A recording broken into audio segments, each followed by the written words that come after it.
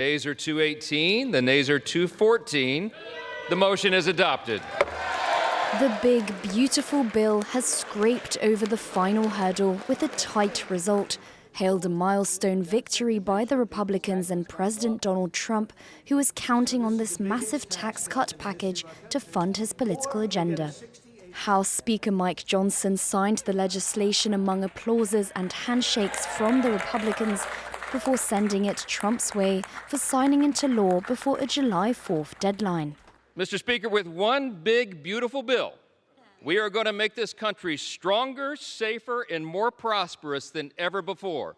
And every American is going to benefit from that.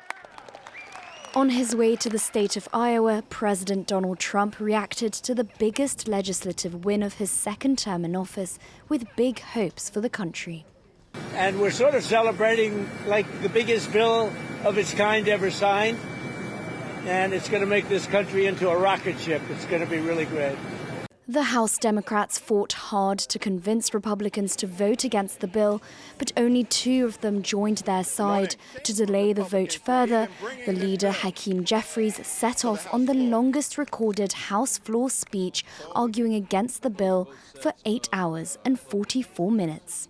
This disgusting abomination, the GOP tax scam, that guts Medicaid, rips food from the mouths of children, seniors, and veterans, and rewards billionaires with massive tax breaks.